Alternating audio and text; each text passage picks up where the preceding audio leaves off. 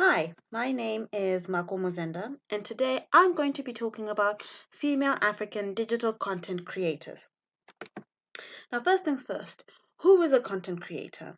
Now, anyone and everyone who uses a digital platform is already producing content. So, that Facebook post that you shared, that tweet that you put out, that photo or video you put on Instagram, that question or comment you made as your WhatsApp status, that's all content. But that doesn't necessarily make you a content creator.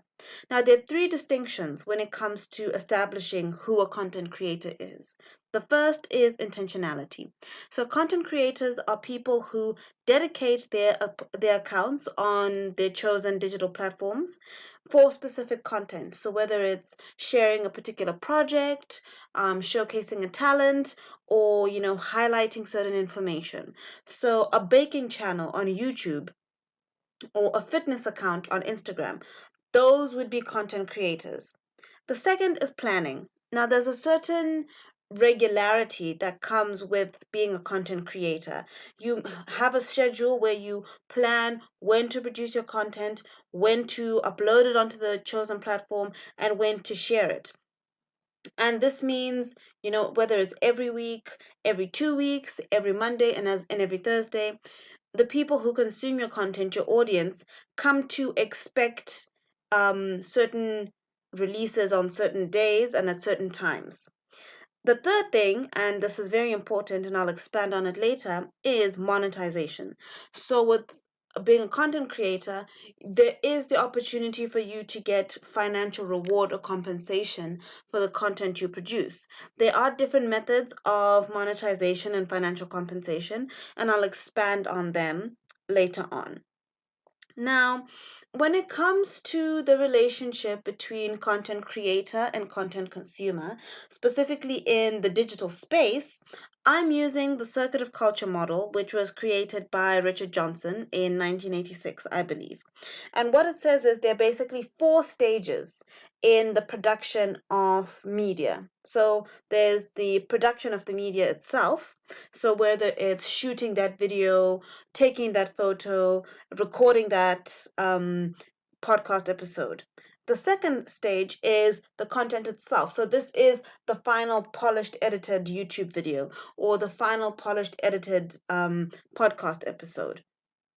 The third stage is the consumption of the content. So this is you as a content creator uploading it onto YouTube or onto SoundCloud or Apple Podcasts, and the people who watch your content, who engage with your content, actually, clicking your links and reading or watching or listening. And the fourth aspect, which is basically like an umbrella that encompasses everything, is the lived cultures or social context that the content is consumed. Now, on each stage of the circuit of culture, there are different kinds of labor involved. A lot of the labor in digital work and especially digital content creation would be classified as immaterial because it's not comparable to, for example, drilling or cooking. It's not something that is classified as tangible. So both content creator and content consumer perform immaterial labor. For the content creator, labor comes in the form of ideation, so coming up with ideas for new content that you want to share, the actual production of the content itself, sharing it on social media platforms, uploading it onto your digital platform of choice.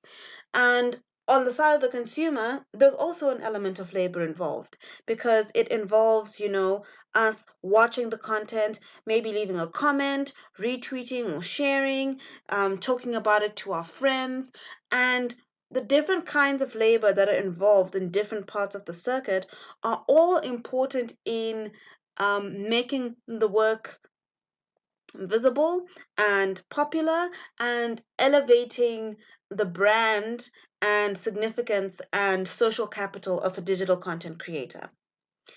Now moving on to content creation in Africa. It's important to give just like a snapshot look of what the situation is on the ground. Now, Over the past few years, the situation has improved thanks to mainly increased mobile and data penetration and easier access to digital resources. But content creation is still pretty low, especially when looking at it on a global scale. So, out of the top 50 content producing countries, in the world, only one is in sub-Saharan Africa, which is South Africa. In terms of the number of content creators, especially visible content creators, academic articles on digital content and research, and domain registration, Sub-Saharan Africa ranks the lowest, ranks the lowest across the board. Now, on the other side of the spectrum, America ranks first in all of these categories, and there are different reasons for this. So, one of the main reasons is access to the internet, but specifically widespread access to the internet. Number two, another aspect is affordability of the internet. So, it's not enough for people just to be able to go online. It's also important for people to actually be able to afford to go online and watch YouTube videos or stream or join live streams or listen to podcasts. And the third aspect is resources. So the actual equipment and technical know-how necessary to produce digital content, whether it's access to camera equipment and to microphones, editing software, all of that. Those are all the factors that um, play into the significant disparity. Now, for my two case studies, I have chosen two different content platforms, and I've chosen them for different reasons, but they both speak to the larger issues but also successes of digital female content creators. Now, the first is The Adventures From. The full name is The Adventures from the Bedrooms of African Women. It was founded in 2009 by two women and has been running for over a decade now. It is primarily a website, but there is a blog. There used to be a forum space, but that was discontinued. And the reason why I chose this particular platform is for three reasons. So, the first really is the fact that it's been around so long. It is an example of the longevity and staying power that comes from going online, and also the work that goes into building a digital audience. Being around since 2009 at a time when, again, the situation was improving in terms of access to the internet, but it's incomparable to how easy it is to get onto the internet now. So for these two women to have started this website in 2009 and to have kept it going up until this point is something that's commendable. Secondly, it's an example of tapping into a market, or working on content that is seen as quote unquote, women's issues, or something that is not serious or worthy of like a full-on platform by itself. By focusing on content primarily on, sensuality and intimacy across different sexualities and genders, The Adventures From challenges the notion that um again, quote unquote, women's content is not does not have an audience. Number one. Number two, is not something that people would be willing to engage in. And number three is the stereotype that it's not something that has longevity, like it's frivolous. Given the fact that they've been around for over 11 years, is something that's commendable. And part of that, in my opinion, part of that longevity and investment on the side of the audience has to do with their content method production, which is guest submissions. So, what I really loved about this platform was they were not the only ones that are producing and sharing content on this space.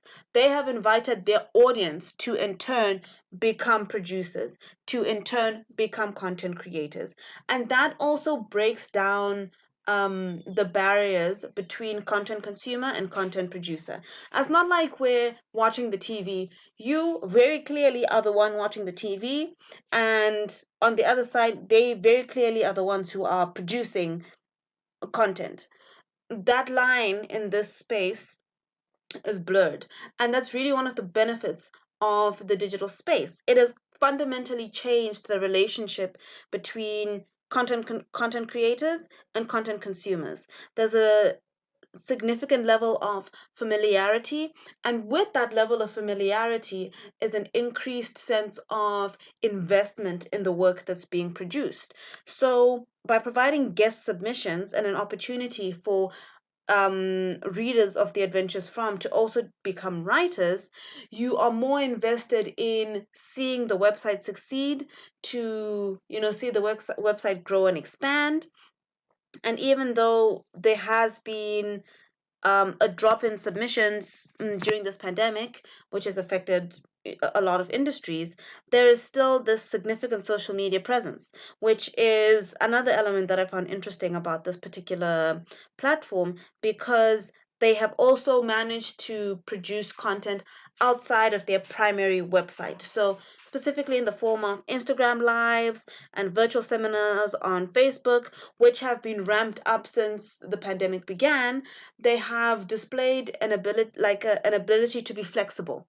So not being restricted to just a website and writing, which for me is also a very important lesson to learn, not just in the sense of 2020 and all of the curveballs that it's thrown us, but just in terms of media production in general.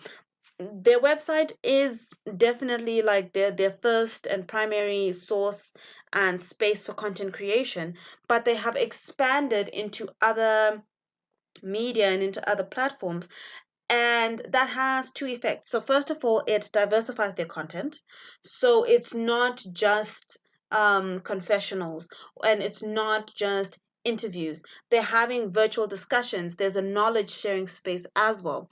And secondly, it helps attract a wider audience. People who may not necessarily be familiar or know about the website may know about it or hear about it from a Facebook seminar or from an Instagram live video.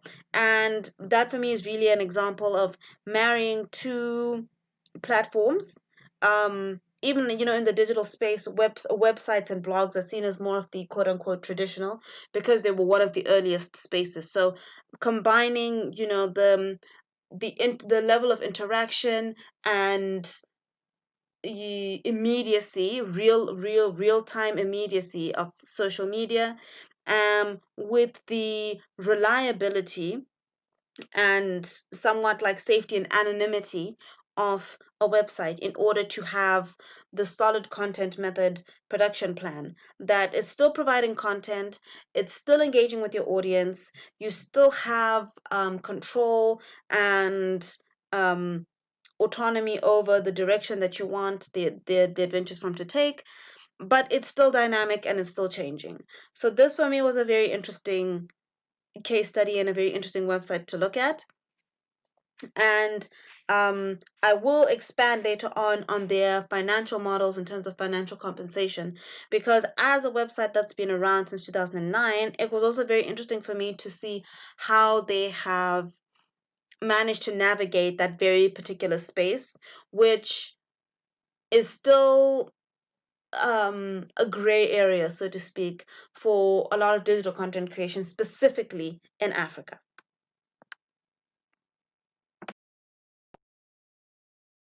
Now, the second platform that I want to talk about is Go From Skies. And Go From Skies is a podcast that was started in January 2019 by two women, both based in London. And I chose this platform as another case study for several examples. First of all, it's a different medium. It's not a website or blog like The Adventures From. It's a podcast. And one of the interesting things to bear in mind with content creation is that, as Marshall McLuhan said, the medium is the message. The platform that you choose to share and your content also shapes the content itself. So a podcast, the way a podcast works, the way a podcast engages with its audience and shares its content and goes about engagement and content production, is different from a website and a blog, and I wanted to have those two contrasts. Now, what I really liked about this podcast in particular, Go From Skies, is first of all, it's really an example of that changing relationship between content consumers and content producers. Because in this case, both these women were avid podcast listeners before. They love listening to podcasts on entertainment, wellness, lifestyle, and that interest in podcasts and the relationship that they had with the specific podcast that they listened to, but also, podcasts as a whole in general, is what influenced their decision to start one of their own. And also the fact that it stemmed from, conversations that they had in their circle of friends. They talked about how they would talk for hours and hours about certain issues. And they decided, if we, and by we I mean, their circle of friends, finds these topics so engaging, and if we can talk about them and discuss them for so long, surely there may be other people who would want to listen to these kind of conversations as well, who would be interested in the dynamic that the two of us have when we talk about certain issues. And that's where Girl From Skies is born. And this is very interesting for me because one of the big advantages of digital content creation is the lack of barriers to access. So before, with traditional media, television, radio, newspapers, um, barriers to access is a significant factor. So, for example, if you want to set up a TV station, you need to get a TV license, you need to get all of the equipment, you need, video editing software, you need to hire a lot of people. It takes a significant amount of time and finances to set something like that up. Whereas setting up your own YouTube channel, you just need a camera, essentially a camera and maybe some video editing equipment. So for Nat and Holly, neither one of them had experience in, the world of audio before. They didn't know anything about recording, about editing, about any of that. But that was not something that stop them from going into that space. And this is a bonus for especially women who want to get more into media, that the digital space has fewer barriers to access. I mean, there are still some barriers, but they're significantly fewer than trying to establish yourself, or to establish like a traditional slash quote unquote conventional media establishment. So another reason why I chose Go From Skies is they are both hyper-local and global. And the term for this is locality. So Go From Skies stems from the fact that they both grew up in Bulawayo, Zimbabwe, and the nickname for Bulawayo as a city is Skies. So these are two Bulawayo born and bred women who, their experience growing up in that city and growing up in that city in a particular time has shaped and influenced their podcast, the things that they discuss, certain perspectives that they have. So in that sense, it is very hyper local. And they are active on social media, specifically Twitter and Instagram, and a lot of like the little Q&As or jokes that they make on those platforms are relevant to that background and that very specific geographical context. However, they're also very global in the sense that their audience is not restricted to that very specific geographical context. One of the benefits of digital content creation is that geographical, social, and cultural borders aren't as rigid or hard set as they used to be. We can relate to content made by different people in different contexts from different places, talking about different things. And with Girl From Skies, their audience is not just limited to um, people who grew up in Blayo or people who live in Blayo. And it's not just limited to women. In the beginning, women were their primary audience, but it's something that's also expanded. And this also speaks to what I said in relation to Adventures From, this idea that, quote unquote, women's content isn't interesting or appealing or will only be relevant to a very specific demographic. Girl from Skies also challenges that because men also listen to their podcast, young men, old men. This is not something that is only or interesting or relevant to women.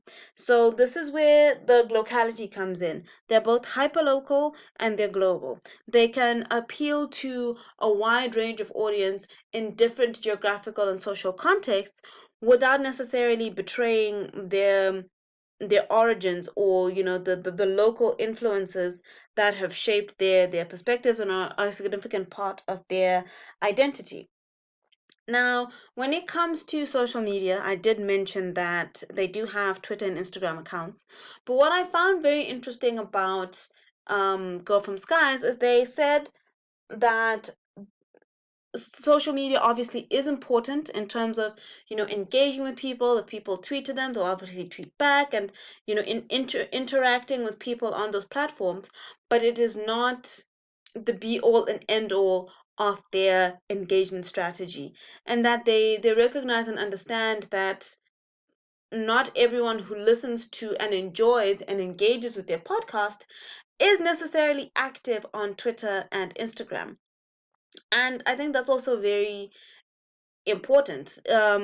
Obviously, social networks and social media is very important in the day and age that we live in. It's a significant part of, digital and social interactions nowadays. But when it comes to digital content creation, it doesn't have to be, especially in Africa, it doesn't have to be the be all and end all in terms of your engagement. And the fact that as I think it was Nat said, that the people who interact online with them are really a fraction of the people that listen. So that to me says the focus in terms of audience engagement and building is less on oh, how many people are retweeting us, how many followers do we have, how many people tuned into Instagram live, and looking at more at the number of people who actually listen to their podcast there on SoundCloud, who listen to their podcast on SoundCloud. What are their more popular episodes? Breaking down demographics, and that for me is very interesting.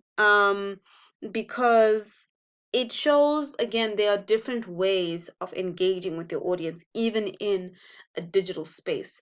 And just because people are not interacting with you on one platform, i.e., social media, does not mean that they aren't interacting and really engaging with your work on another platform. And so another thing that really came up was quality. So, as a podcast, one of the things that they were very intentional about was quality. They wanted in terms of the sound, the editing, even just the conversations they were having, they were very intentional about the kind of quality that they wanted. They're big fans of the Receipts podcast, and for them they said they wanted Girl from Skies to be the same level of quality as the Receipts podcast. Just because it's something that's new, and because they don't have as much experience or exposure in terms of the audio world, and just because they're female African content creators, they they didn't see that as a disadvantage. They still wanted to produce high quality content. Mainly why? Because number one, they're putting their names on this, so they also wanted something that was of a particular standard. But number two, and this is also relevant to the larger conversation, is that it takes one episode. So it takes one interaction with someone's content to convert someone into a fan. And that then means that all of the work that a digital content creator puts out, if they want to expand their audience and to gain visibility, all the work that they put out has to be of a certain standard. And it all has to be a certain standard. You can't have one really great podcast episode where the quality is just like perfect, and then the next episode the quality is terrible, because if someone listens to that terrible episode, it can put them off ever, being invested in Girl from Skies ever again. So when it comes to building a relationship and establishing yourself as a content creator, the quality of your work, and more specifically, the consistency of the quality of your work, is very important. And this is where things like intentionality and planning come into play, because planning your work and giving yourself enough time, and for lack of a better word, foresight, foresight to create the work that you need to do, and giving yourself enough time and a time frame to where you create it, for you to create it, is important in making sure that all the work that you put out is consistent. Now on to the big one, which is financial models. And this is an interesting one. So when it comes to financial compensation and monetization, the platform that really changed the game for digital content creators was YouTube, because they were the first ones to introduce monetization, monetizing YouTube videos. And when it comes to financial returns for a digital content creator, it's very much linked to A, as I said, the quality of the content of your work, and B, social capital. So which is, like the resources in your own personal social networks. How much clout you have, like quote unquote, how much clout you have. How cool, the cool factor. How cool are you, and how invested are people in the work that you're producing? So the better your social capital and the better your quality, the the greater the possibility of financial returns. So there are different models of compensation. There's the YouTube model, which is monetization. There's Google AdSense, which comes in the form of websites and blogs. There's sponsored posts and videos. There's affiliated links where people can get a commission if you buy something off that website. And there's crowdfunding, which is getting direct support from people. And for both my case studies, what was interesting for that was, and I think it was Nat from Go From Skies who said this, is basically paying content creators for their work is putting a premium on their content. It is a way of signaling to them, but also signaling to their audience that this work has value. We live in a capitalist society, and the assignment of value is very important when it comes to financial compensation. Now, for some content creators, and I'm mainly thinking of beauty and lifestyle influencers, um, the possibility of financial returns is higher. And for me, in my personal opinion, I think a lot of it has to do with the kind of content that they're producing.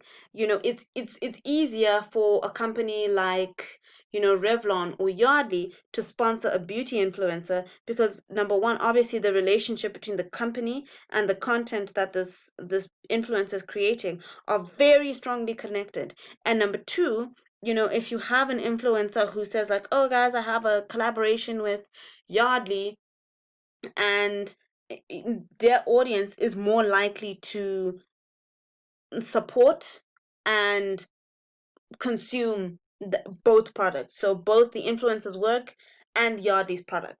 So with specifically the content that the Adventures from and Go From Skies is producing, it's a bit different. Because first of all, the platforms are different.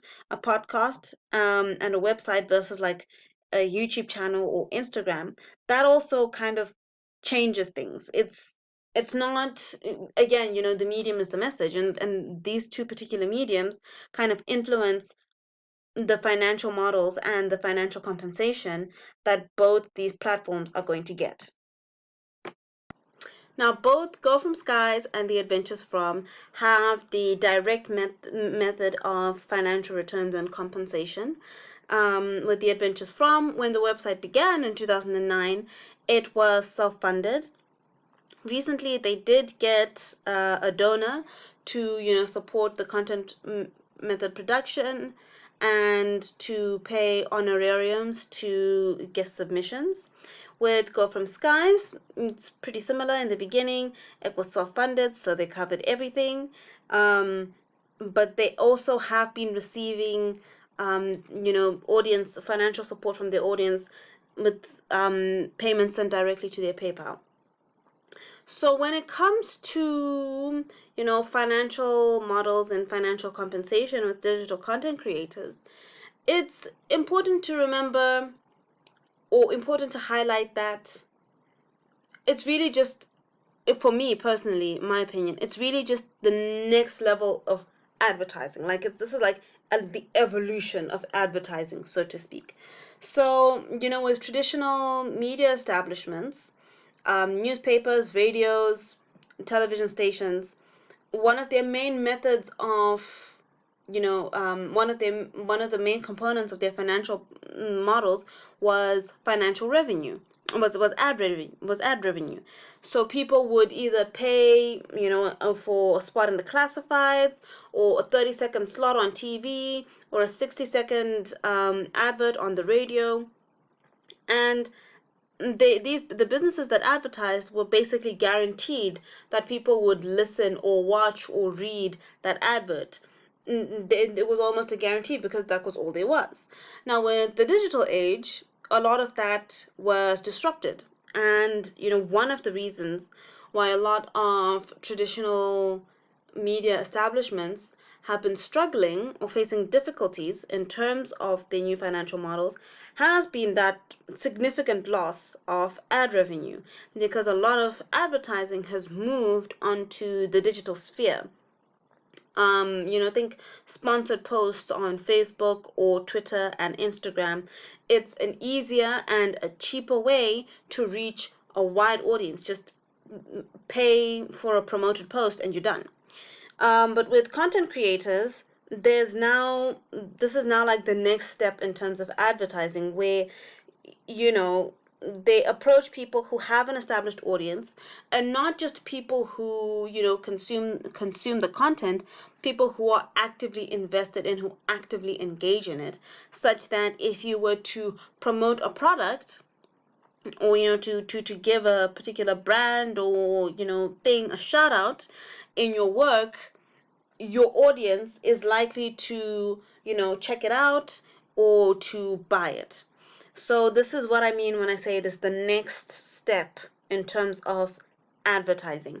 And the interesting thing, and this is an observation that was made by Go From Skies, and this is one that I tend to agree with, is that a lot of businesses, um, in like in the specific context that these content creators are working with, so Girl From Skies and, Adventures From, a lot of these businesses haven't necessarily caught on to this new step in terms of advertising. A lot of them still rely on traditional methods of advertising. And a lot of it, again, when it comes to putting a premium on content, is that, if so, for example, with a podcast, if you don't think the particular conversation or discussion that is being had on that content, on that platform, is of financial value, or will, translate into financial value for you as a business, you're not going to, collaborate with them or do sponsored posts, or anything. Whereas if you compare it with content creators in other parts of the world, I'm thinking mainly, the America and the UK, purely because that's where the most prominent content creators come from in terms of those categories I mentioned earlier. There are a lot of businesses, there are a lot of companies and organizations that will collaborate with different content creators in different sectors. So, you have someone who makes history videos on YouTube. That is their content. That is their particular niche. They will be able to get collaborations with, museums and national history organizations, or, history magazines, who will, sponsor a post or collaborate with them on a particular series. Or you will have um a financial, a financial guru, or like a financial help website or Instagram account that is just purely dedicated to giving women financial advice on how better to plan your finances and the things that you need to think about. We'll be able to collaborate, for example, with an app that helps track your spending, or I don't know, a consultancy group that can help you create like a savings or a budget plan. There doesn't seem to be as many options or as many opportunities for that kind of relationship in Africa, and that is my opinion. I'm definitely welcome to there being a kind of discussion on that. And again, I do agree with Go From Skies in terms of advertising, and I think it's just for lack of a better phrase, a lack of aware. No, that's not the right phrase. Um, it's it's not fully grasping, there we go, it's not fully grasping that content creators and the platforms that they have created and produced are also viable platforms for advertising your business. Now, obviously, this will vary from country to country. So, for example, with South African content creators, specifically, lifestyle and beauty and wellness content creators, there have been successful collaborations, and they've been able to, get monetization for their YouTube channels, as well as doing sponsored posts and videos. And so this is really not a blanket statement. It's also important to look at it from in different contexts, because there will be exceptions. But it's something to consider, because when it comes to sustainability in terms of content creators, and in terms of encouraging more women to create their own channels or accounts and to produce their own work, as wonderful as it is to gain listeners and to gain an audience and to gain visibility and to establish yourself in that particular sphere, the sustainability of your content and the sustainability of your brand cannot come from your audience alone, because there are significant costs that factor into the production of your work. Whatever platform you use, whether it's a website because you need to pay for domain registration, you may need to pay people to edit your work and to actually establish the website. Podcasts, you may need to buy and pay for studio time, equipment, editing software, paying for an account on the particular platform you use. Same thing with YouTube. You need, the necessary equipment, you need the editing, you need all of that. And in order to sustain that, content creators need money. So, as with my two case studies, the fact that they started off these two platforms, the Adventures From and Go From Skies, as self-funded, really just highlights the passion and investment that they had in this particular project and in their work. But for many other people, it's not something that they can sustain by themselves. So this is something that is also significant, in that in some contexts, geographical, social, cultural, economic, content creators have been able to translate their social capital and the work that they've put out into financial returns and gains, such that it's just like a full-on career. It's not, it's something that they can do full time. And in other geographical, social, cultural, and economic contexts, that hasn't necessarily been the case, where they're gaining visibility, they're gaining an audience, they've established themselves up as a particular voice or platform, but that hasn't translated into um, financial support. So the reality is, for many,